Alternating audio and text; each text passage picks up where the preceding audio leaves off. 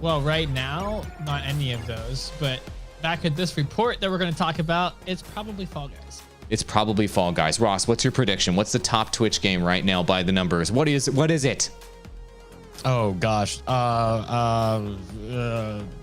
This podcast is sponsored by Restream.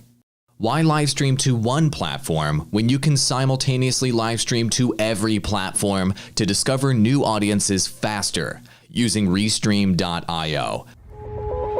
Your daily drop on gaming, live streaming, and social media today is the top 10 games from Twitch from last month, August 2020. If you're watching this way in the future, we're looking at the list of we're looking at this list from Stream Elements, and guys, I think it's safe to say that the theme for this fall, as far as gaming, it's going to be the social party style games. But is that genre, is that enough to contribute to channel growth? That's a really good question. Let's look at the numbers and we're going to see how they've gone up and how they've gone down over this period of time. We've talked in previous episodes, just looking at the numbers, how Just Chatting, we predicted that Just Chatting would become the #1 game. And I said permanently, once it kind of sits there for about 3 months or so, with the occasional launch breaking through, I think we're going to see more and more non-traditional video games rising to the top of the list, and more casual people entering the space as more and more people lose their jobs. They're at home indefinitely during the coronavirus. This trend doesn't look like it's slowing down. That's not my opinion. It's just the numbers. But Perrin, show us the freaking numbers and walk us through this right now, because it doesn't matter what we have to say. It matters what the facts are. What are the top games on Twitch right now, my friend? Well, this is based in August. This is an August 2020 report. But in August here, Just Chatting was #1. League of Legends was #2. And Fall Guys that came in at #3. I'm not sure. I don't think this climbed up. It might have climbed up to #1 a little bit here in September. But Fall Guys did make #3, at least by the end of August. Grand Theft Auto had a huge drop, -14%. I think because it's a little bit less of a social type game. You have a lot of RP or role playing going on there. And then we know a little bit more of this story, right? But Among Us, you're starting to see Among Us come into play here at the end of August. But we know in September, Among Us has jumped way up to maybe the #2 or 3 spot here by the end of this month now. So yeah, all these social games, Fall Guys being a collaborative kind of social experience, and Among Us being even more so that kind of experience. We're seeing that rise over and over again here. The most interesting thing about Among Us to me, Parent, I think it was you that was telling me this, is this game's actually a couple years old, because I'm looking at the chart here and I see that Among Us, it's in last place at 11, but they tally July and August, and Among Us had 4 million in July and increased by 26 million in 1 month. That's just spectacular to me, that games like this can actually make a comeback. And quite legitimately, the developers of this said, all right, no more sequel. We're just focusing on that. And we kind of talked about this with Fall Guys last time, AWOL. You said that they have to add content and they have to add it immediately in order to stay in the top of the ranks. So this is obviously a smart move by the developers of Among Us, right? Yeah, it absolutely is. It totally is. And I think that what's really interesting here is I think we're seeing a shift in the market, and I'd love to get your thoughts on this. You mentioned earlier party games are becoming more popular right now, but I think we're seeing a shift in the market where people are just exhausted of try-hard shooters. We've had nothing but try-hard shooters for like the last 3 or 4 years. There was a phase prior to the Fortnite, PUBG, whatever phase that we're in right now, the try-hard shooter phase, where it was all about MOBAs, right? And MOBAs dominated everything, try-hard, sweaty MOBAs.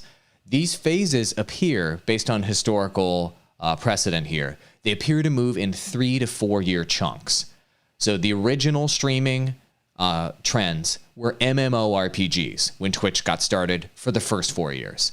The second 4 years were MOBAs like League of Legends, Heroes of the Storm, Dota 2.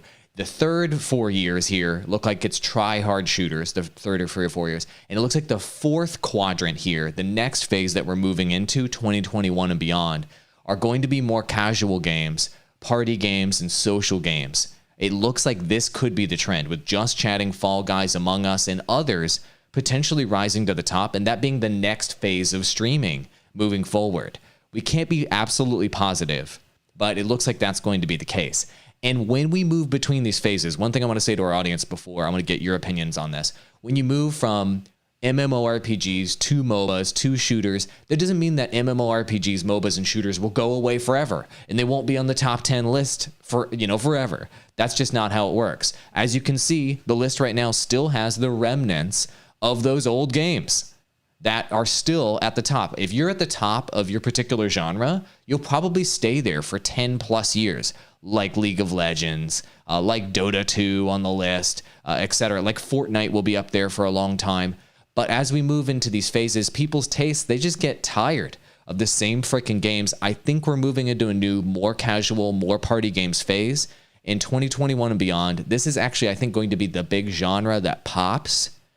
That's what the numbers are telling me. What do you guys think? Am I making too bold of a prediction right now? Do you think try-hard shooters do you think there's going to be more new try-hard shooters that come out that really break through past Fortnite and Call of Duty? Or do you think this is the new thing that breaks through in the future? So I'm a little bit biased, I think, because I feel strongly against the popularity of the FPS model. Like, I'm really tired of it. I'm really burnt out of all the FPS games. I don't care to see a single other one come up in ranks. I don't care to watch any of them either. So I'm definitely biased in terms of that. But, the only big FPS game that's coming up, I think, is Cyberpunk 2077. And I'm probably missing one or two there. But that one's not focused on a try-hard competitive FPS. That's story-driven. And FPS just happens to be the model that game's based under.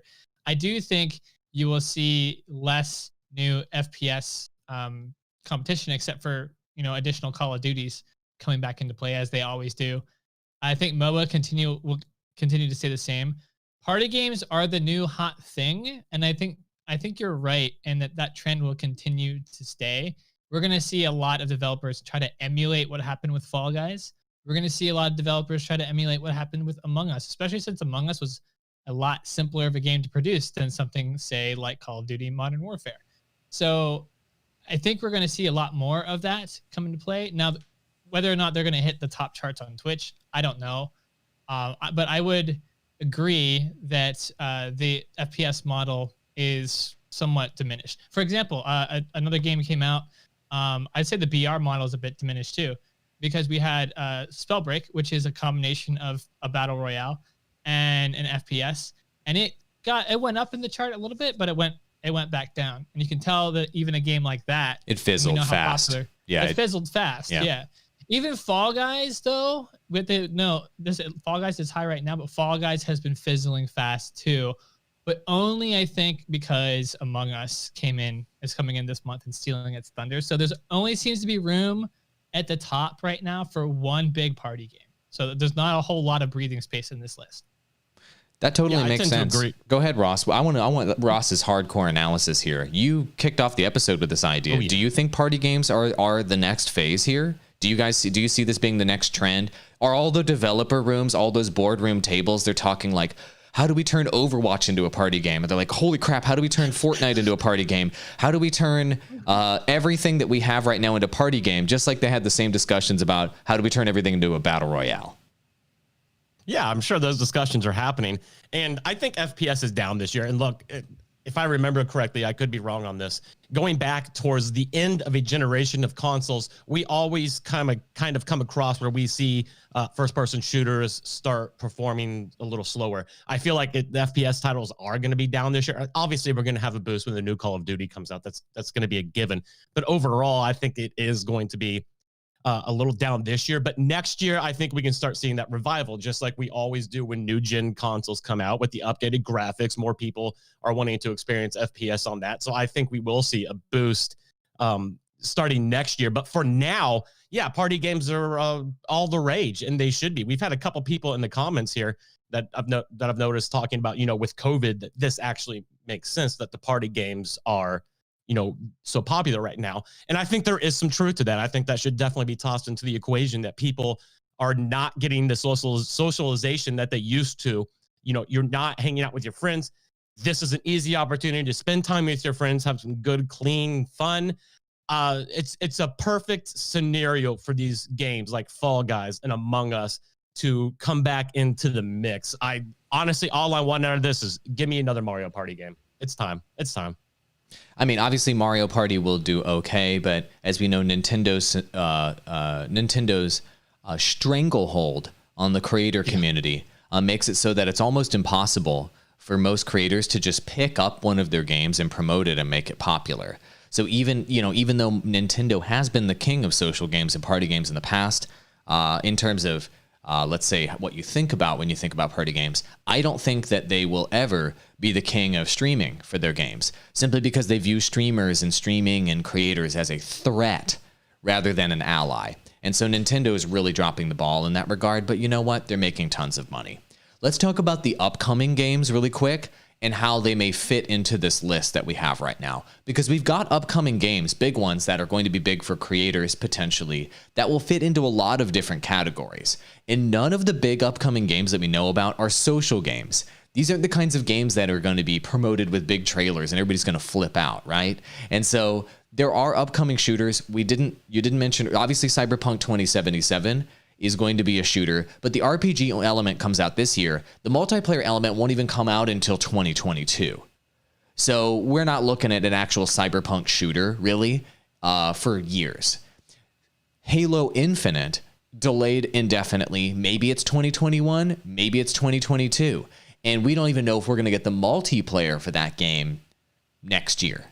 It might be 2022 and beyond. So there actually isn't a big shooter on the horizon to look forward to. The only thing that we can really count on there is the next Call of Duty. And so I think the next Call of Duty will obviously do well, and that will continue to stay on the list. But other than that, there aren't big shooters coming up. Now, in terms of open world games, obviously Cyberpunk is going to fit the bill. Halo is going to fit the bill. And it's interesting that those games are moving in or are pushing in that direction, because GTA 5 has stayed on the top 10 games list forever. And is it possible to dethrone a game like GTA 5 with something that may be a superior game or equivalent game like Cyberpunk 2077? Can Halo Infinite do it? I want to get your thoughts on that, guys. Have we ever seen a historical example of a game being number one in its genre in terms of streaming and then being dethroned by a new title that comes out? Have you guys ever seen that happen? No, but if we have, it's not gonna. I haven't. It may have happened, but if it has, that's not going to be a repeat case with Grand Theft Auto, no matter what the game is. It's Grand Theft Auto, and we also have to take a look at this when we're talking about this certain scenario. We have to take a look at the sales numbers. Since GTA came out in 2013, and then the next year, 2014, on next gen, it has been a top 10 seller for all but maybe 1 month in 2018. So people are still buying it. That means people are still going to play it. I don't see Grand Theft Auto getting dethroned. Let me repeat that. I don't see Grand Theft Auto getting tossed off the list. I can see a scenario when Cyberpunk comes out where, they're like number 2, number 3 or something. Grand Theft Auto is like 7 or 8, but GTA is never, at least for the foreseeable future, because they're even releasing new content for that game on next gen. It's not going anywhere. It's Grand Theft Auto. It's like the staple of the streaming community in a way. I don't see a situation where Grand Theft Auto 5 leaves that list. Perrin, what are your thoughts on dethroning the king of a genre? Do you think GTA is vulnerable with Cyberpunk and Halo Infinite coming up? So the only thing that'll dethrone Grand Theft Auto 5 is Grand Theft Auto 6. That's the only thing. Good call. Cyberpunk isn't the same. You're not getting the same thing from Cyberpunk, and you're not getting the same thing from Halo Infinite. They're not in the same. I don't put them in the same category as Grand Theft Auto. The reason Grand Theft Auto 5 is still on this list and is still high up on Facebook Gaming as well is because of its modability and what's been going on with the modding community, with putting together big RP servers with big streaming talents on there. Like, they've created, over time, the modding community has created additional experiences with that game that allows it to continue to stay on the top of the list. So modding is keeping that alive. And I don't know what CD Projekt Red has said about Cyberpunk. I don't know if it's going to be modded or not. I do know that Witcher 3 had some ability to be modded, and they kept it open there, but it wasn't anything like, let's say, like a Skyrim or something like that. I just don't think they're in the same category. I don't think Even if multiplayer were to come into Cyberpunk 2077, which you said like will be like a year after its release, I still don't think it will dethrone Grand Theft Auto 5, just because Grand Theft Auto 5 has this new place with its RP servers that's really far along, and Cyberpunk won't be there. That's not Grand Theft Auto's pull anymore. Now its pull is this interesting, unique watching a streamer role play characters in the game. Are we going to see that with Cyberpunk? I don't know, maybe, but I don't think for the next year or so we're going to have anything close to that. I agree. I think so. Everybody who's interested in Cyberpunk 2077, this is going to be a spike trend game. Where it comes out, it will be the biggest thing that month. It'll be maybe number 1, possibly, on the report for that month. Certainly number 2 or 3 at least. And then it'll just basically vaporize after that. Maybe the next month it'll be number 11, and then it'll go away until multiplayer comes out.